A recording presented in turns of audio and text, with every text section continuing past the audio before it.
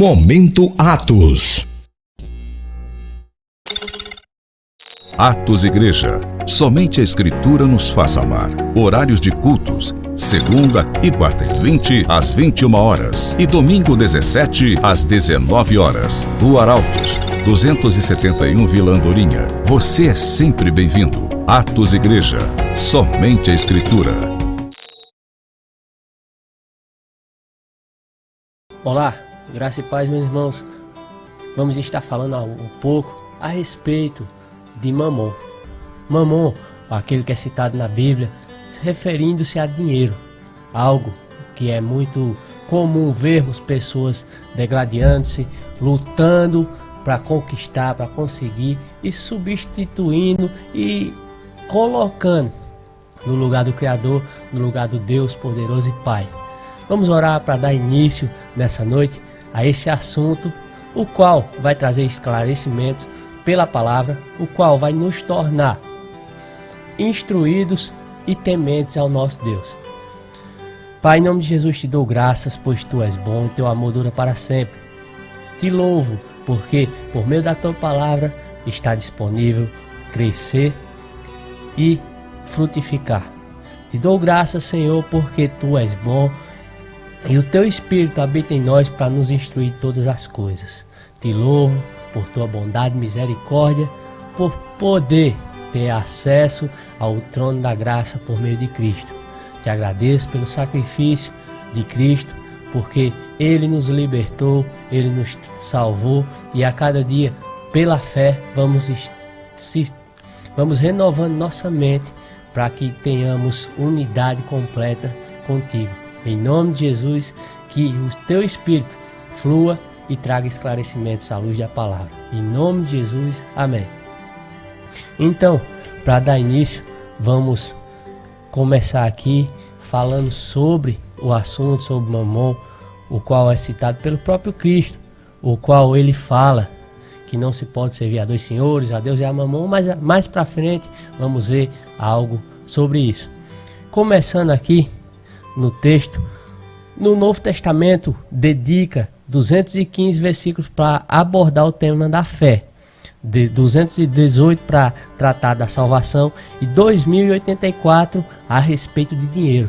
Informação para que conheçamos. E Jesus nos adverte que não podemos servir a dois senhores, a Deus e a Mamon ao mesmo tempo.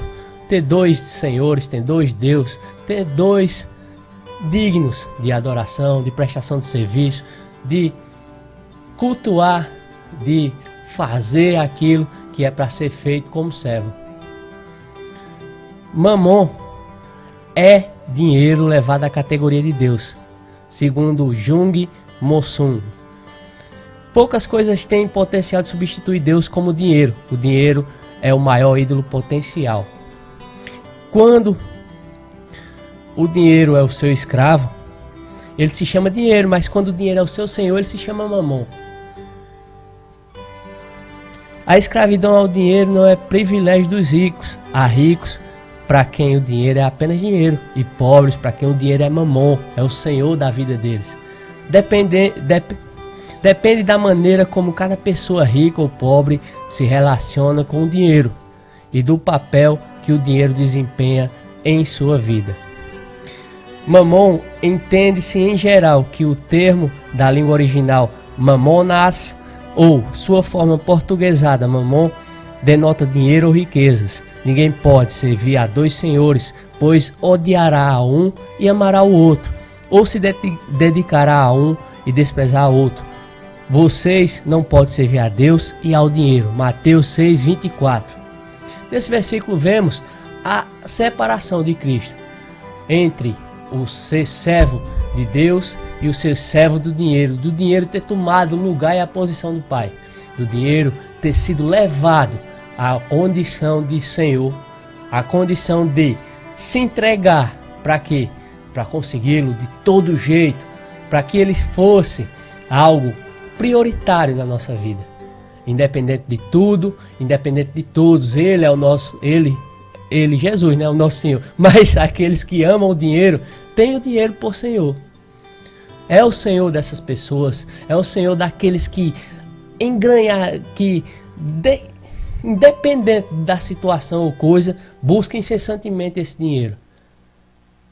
Que, hoje eu vou trabalhar, hoje eu não tenho tempo de orar, hoje eu não tenho tempo de buscar, hoje eu não tenho tempo de ir para a igreja, e etc e tal. Hoje eu não tenho tempo de estar com minha família, e um monte de coisa.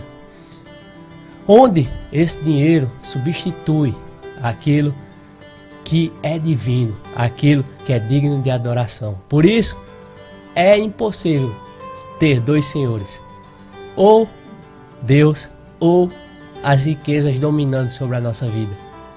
Porque se a riqueza vir ser o domínio, a riqueza vir dominar sobre nós, ela passa a ser nosso Senhor, o nosso dono. E é onde entra a idolatria, é onde entra a soberba, é onde entra passar por cima de tudo e todos para conseguir o que bem tem. Em Lucas 16, 9 ao 13 diz assim: E eu vos digo, granjeai amigos com as riquezas da injustiça, para que quando estas vos faltarem, vós recebam eles nos tabernáculos eternos. Que tabernáculos eternos são esses? Na salvação divina, na salvação do Pai. Quando eles verem que esse Senhor não tem poder nenhum, porque o que vale tanta riqueza se não dá para acrescentar um dia nas nossas vidas? Não dá para comprar saúde, como nós vemos. Não dá para comprar alimento até quando causa uma situação de pânico, uma situação adversa daquele que comumente a gente está acostumado a viver. Do que adianta? As contas abarrotadas e não tem o que comprar porque os mercados estão fechados, exemplo. O que é que adianta o cofre, a conta cheia de dinheiro, um monte de dinheiro, e tá no hospital, numa cama, padecendo, morrendo? Mas o dinheiro compra conforto e etc e tal. Amém, compra sim.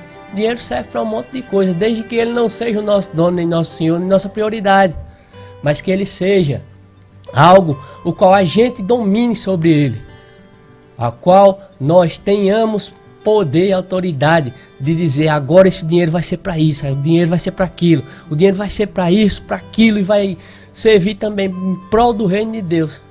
Como assim em prol do reino de Deus? Ajudando pessoas que estão passando fome, ajudando pessoas que não têm onde morar, ajudando pessoas a se levantarem de pecado, se levantarem de drogas, se levantarem de prostituição, se levantarem de estados de morto-vivo e passem a ser acolhidos pelo Evangelho salvador e amoroso de Deus.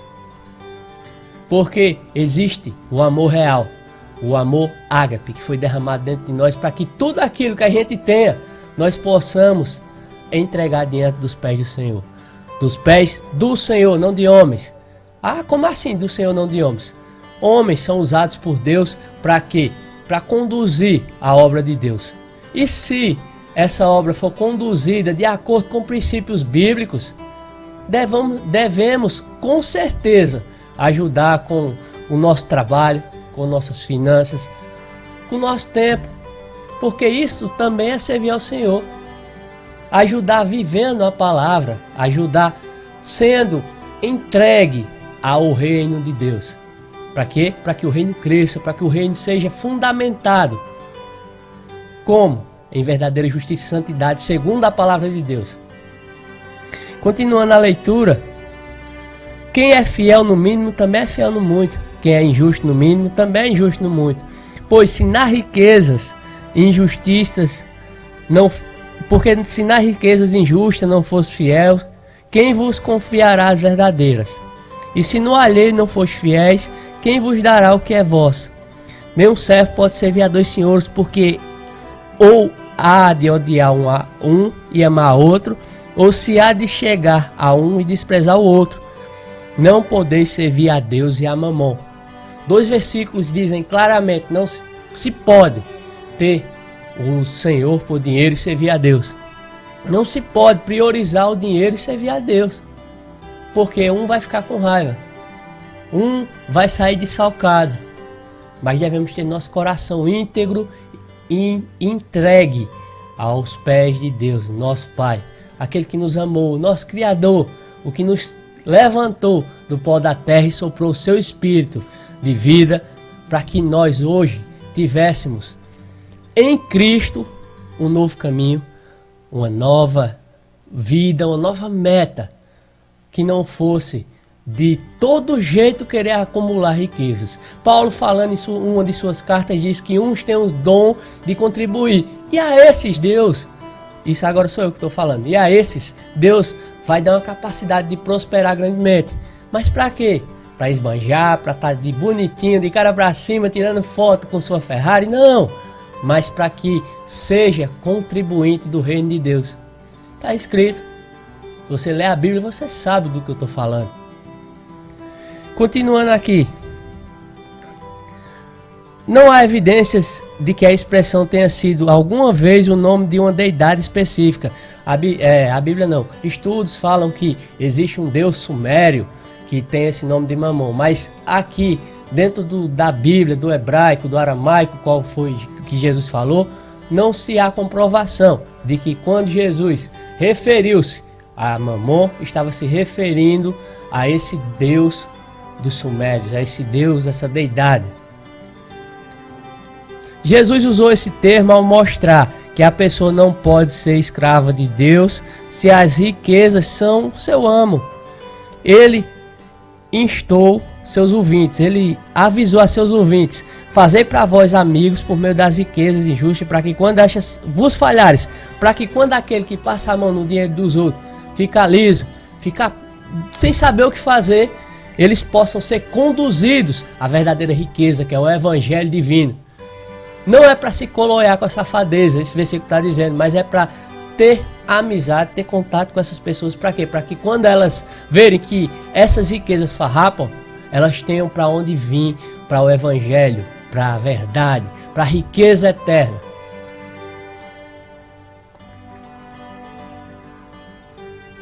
Em contraste com as riquezas espirituais, as riquezas injustas. Tem esse contraste porque as espirituais são reais, são verdadeiras e não falham.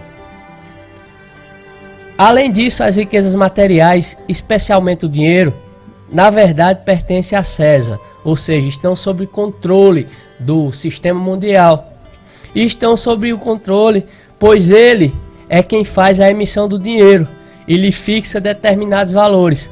Tais riquezas são transitórias e podem ser perdidas em resultado de condições econômicas ou outras circunstâncias. Nós estamos passando pelo momento que todo mundo está falando que vai passar essa doença, essa pandemia, mas vai vir uma crise econômica, porque está tudo fechado, ninguém está trabalhando, não está sendo gerado dinheiro, riquezas. E podemos ver exatamente isso, que o sistema mundial, o dinheiro que foi impresso, está sendo, se eu posso dizer, perdido assim, algo que está sendo amenizado, algo que está sendo escasso, algo que está perdendo valor, algo que está deixando países até sem ter o que comer. Tem alguns exemplos de países sul-americanos onde estão comendo bicho, estão comendo lixo. Por quê? Porque esse dinheiro foi transitório, foi perdido, foi corrompido, foi roubado, passaram a mão. Não devemos ter por confiança o senhorio do dinheiro, mas sim o senhorio do Deus eterno, todo-poderoso. Essa riqueza verdadeira nos transforma e nos molda a cada instante, a cada dia, porque ela é real e eficaz. Tais riquezas são transitórias e podem ser perdidas em resultado de condições econômicas ou outras circunstâncias. Por isso, quem possui tais riquezas não deve depositar nela sua confiança, nem usá-la como o mundo em geral faz, para fins egoístas, como querer ainda mais riquezas. Em 1 Coríntios 7,31 diz assim: e os que usam deste mundo, como se dele não abusassem, porque a aparência deste mundo passa. Ou seja, as riquezas são transitórias, as riquezas de dinheiro, as riquezas de bens. Mas a riqueza eterna está firmada em Cristo e não passa, não muda. ela é eterna. Ela tem o valor estabelecido pelo próprio Deus. O unigênito veio à terra porque Deus amou o mundo todo de tal maneira. E hoje temos acesso a essa riqueza que é a salvação, que é o Evangelho, que é o Espírito Santo que habita dentro do crente, do Filho de Deus. Em vez disso, deve estar alerta e ser diligente em tornar-se amigo dos que possuem as moradias eternas. Os que possuem as moradias eternas são Deus e seu Filho Cristo. Todo o que o Pai me dá virá a mim, e o que vem a mim de maneira nenhuma lançarei fora, porque eu desci do céu não para fazer a minha vontade, mas a vontade daquele que me enviou. E a vontade do Pai que me enviou é esta: que nenhum de todos aqueles que me deu se perca, mas que o ressuscite no último dia. Portanto, a vontade daquele que me enviou é esta: que todo aquele que vê o Filho e crê nele tem a vida eterna, e eu o ressuscitarei no último dia. Ninguém pode vir a mim se o Pai que me enviou não o trouxer, e eu o ressuscitarei no último dia. João 6, 37 ao 40 e o versículo 44. Você sabe que há como sabermos quando Mamon está tomando o lugar de Deus? Você sabia que há como saber quando o dinheiro virou Mamon? Hoje, nesse momento, vamos ver alguns pontos que mostram quando isso está acontecendo. Primeiro, perde os limites do que é justo e legítimo e começa a acreditar que pode tudo, desrespeita posses e direitos dos outros, passa por cima de todo mundo, não quer nem saber, eu tenho dinheiro, então é igual tinha um negócio que fazia, eu estou pagando, pronto, tem dinheiro, pode passar por cima de todo mundo. Mas não é bem assim. Na Bíblia, em Lucas 16, a partir do versículo 19 fala: havia um homem rico que se vestia de púrpura e de linho fino e vivia no luxo todos os dias. Diante do seu portão fora deixado um mendigo chamado Lázaro, coberto de chagas. Este ansiava comer o que caía da mesa do rico. Até os cães vinham lamber suas feridas. Chegou o dia em que o mendigo morreu, e os anjos o levaram para junto de Abraão, o seio de Abraão. O rico também morreu e foi sepultado. No Hades, onde estava sendo atormentado, ele olhou para cima e viu Abraão de longe, com Lázaro ao seu lado. Então chamou: Pai Abraão, tem misericórdia de mim e manda que Lázaro molhe a ponta do dedo na água e refresque a minha língua, porque estou sofrendo muito neste fogo. Mas Abraão respondeu: Filho, lembre-se de que durante a sua vida você recebeu coisas boas, enquanto que Lázaro recebeu coisas más. Agora, porém, ele está sendo consolado aqui e você está em sofrimento. E além disso, entre vocês e nós há um grande abismo, de forma que os que desejam passar do nosso lado para o seu ou do seu lado para o nosso não conseguem. Ele respondeu: Então te suplico, pai, manda Lázaro ir na casa do meu pai, pois tenho 5 irmãos. Deixa que ele os avise, a fim de que eles não venham também para esse lugar de tormento. Abraão respondeu: Eles têm Moisés e os profetas, que o ouçam. Não, pai Abraão, disse ele, mas se alguém dentre os mortos fosse até eles se arrependeriam.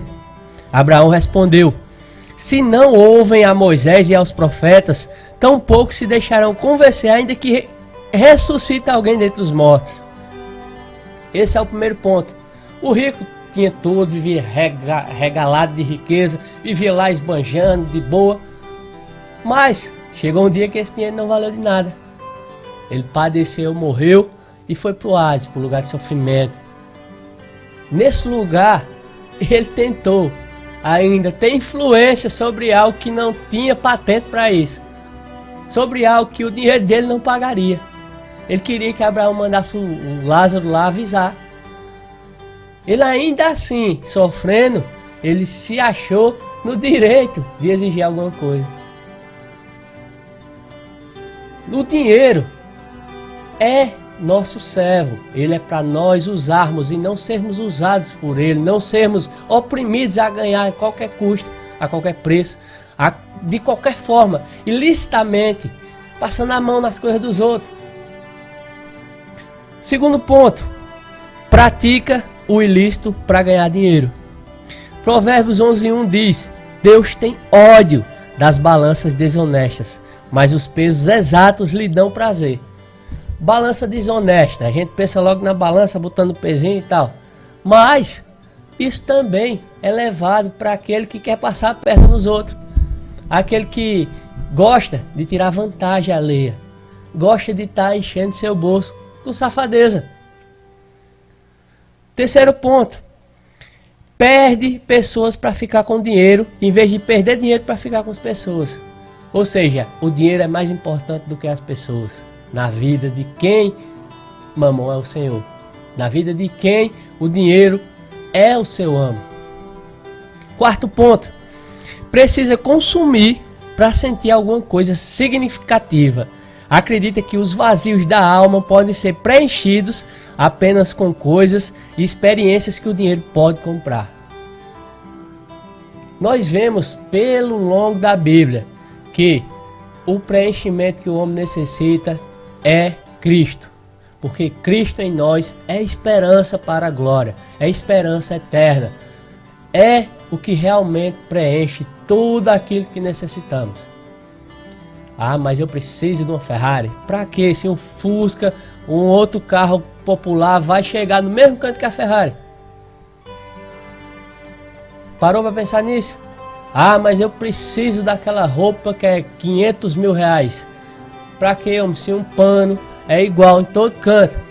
Não, mas aquela tem pedacinho de ouro. E daí? Se a que tem o pano normal se veste igual a outra que tem um pedacinho de ouro. Pare para pensar.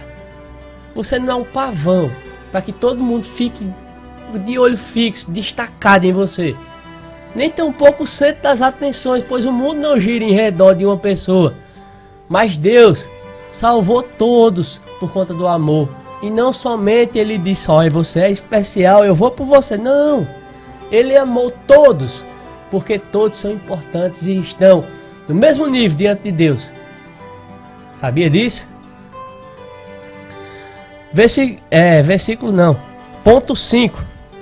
Adota a cultura do descartável e vive de substituições e acúmulo de coisas, experiências e até mesmo pessoas e relacionamentos.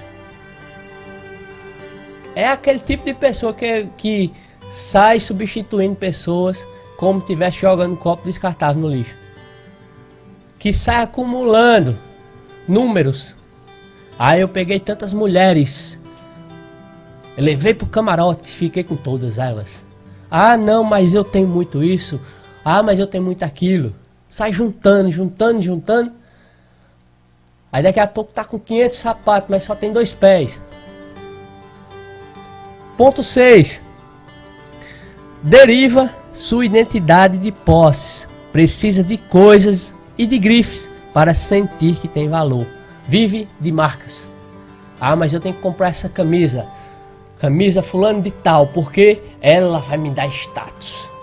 É igual a propaganda que tem. Ter esse produto é ter status. Não, você tem status porque você nasceu de novo em Cristo. E Deus é o seu Senhor. Aí você tem o status de filho de Deus. Qualquer outra patente é só conversa. Passa. 7º ponto. Quando, em nome da aparência e da imagem, você perde sua autenticidade, anda na moda e segue tendências ditadas por terceiros, você é o que os outros dizem que você deve ser. Você não sabe o que quer, o que de fato gosta e o que realmente pensa. É manipulado. Vive debaixo de conselhos, de estímulos, você tem que vestir isso porque é a moda. Meu irmão, vista uma roupa, não ande nu, porque senão você vai preso. Mas tenha uma consciência de que você estando vestido, graças a Deus,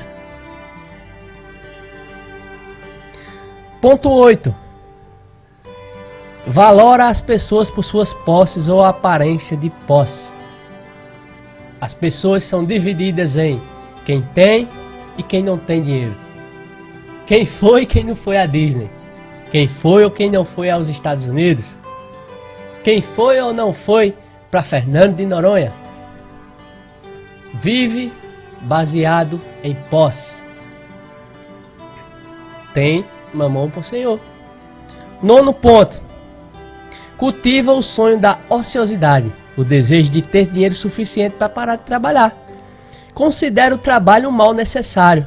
Trabalha apenas para ganhar dinheiro e acha que trabalho é coisa de pobre. Sendo que tem um conselho bíblico em Provérbios que quem é preguiçoso, olhe para a formiga e aprenda com ela. Paulo, escrevendo suas cartas, disse: aquele que não quer trabalhar também não coma não, morra de fome. Quer viver de aparência, quer viver. Ah, não vou ter dinheiro para não trabalhar mais. Um dia o dinheiro acaba, um dia o dinheiro passa. E aí? E o 10º ponto. Prioriza seu bem-estar acima de todos os demais. Acima de todos os demais compromissos da vida e em detrimento de todas as pessoas com quem convive. Acredita que o dinheiro é o caminho para uma vida de prazer permanente e que garante a possibilidade de viver sem qualquer preocupação. Quem é o seu Senhor? Deus ou mamão? Deus ou o dinheiro? Tenhamos consciência que o dinheiro é o nosso servo e é para quê? Para mantimento e para abençoar. Para ser bênção e não maldição, para não ser o nosso dono, para não ditar a nossa vida, porque nossa vida deve ser ditada pela palavra, pelo que está escrito, pelo conhecimento do Deus vivo, que em Cristo nos proporcionou acesso a uma nova vida, a um novo estilo de vida, a qual devemos renovar nossa mente e experimentar a vontade dele, que é boa, agradável, perfeita, uma vontade excelente.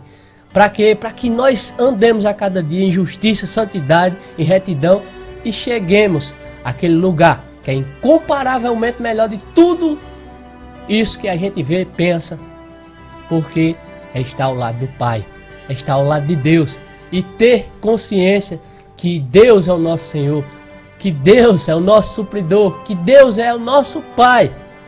E por ter o Pai que nos ama, somos cuidados, somos supridos emocionalmente, somos supridos de não ter vazios, de não precisar dedicar nossa vida a outro Senhor, mas sim ter consciência que o nosso Pai é bom, o seu amor dura para sempre, suas misericórdias não têm fim e que recebemos dele salvação em Cristo. Pela fé temos acesso a essa vida com Deus, uma vida íntima, uma vida de intimidade e uma vida de consciência do nosso Senhor, que é bom, que é aquele que se entregou em Cristo por nós, do nosso Senhor que é bom, justo, íntegro, o qual, se for preciso, nos disciplina pela palavra, dá umas lapadinhas para que a gente se oriente, se ajeite, porque o Pai que ama o Filho disciplina. Não disciplina arrancando pedaços, mas disciplina pela palavra, pelo conhecimento. E nessa noite Ele está nos disciplinando a não ter o Senhor do dinheiro sobre nossa vida. De não ter o dinheiro como nosso dono, mas ser dono do dinheiro para ser uma bênção em toda parte. Nessa noite vamos orar e agradecer a Deus por essa palavra, o qual nos muda a cada dia. E você que quer pedir sua oração, entrar em contato, o número está aí embaixo aqui do WhatsApp, você pode adicionar e poder entrar em contato com alguma dúvida ou oração, e nós vamos estar à luz da palavra conversando, amém? E também você pode acessar o site, lá tem as ministrações em áudio, tem tudo do ministério que está acontecendo, os cultos e etc e tal. www.atosigreja.com.br. Você pode acessar e também por lá ouvir ministrações e ser edificado pela palavra, amém? Vamos orar? Pai, te dou graças por essa palavra, porque ela é viva e eficaz e nos molda segundo as santas escrituras. Te dou graças e te louvo, pois tu és bom e teu amor dura para sempre. Que a cada dia a consciência do Evangelho seja plena em nossa vida, que teu Espírito nos conduza pela palavra para que cresçamos diariamente em ti. Em nome de Jesus. Obrigado. Amém. Até a próxima. Fui. Momento Atos. Atos Igreja. Somente a Escritura nos faz amar. Horários de cultos: segunda e quarta e 20 às 21 horas e domingo 17 às 19 horas. Rua Arautos, 271 Vila Andorinha. Você é sempre bem-vindo. Atos Igreja. Somente a Escritura.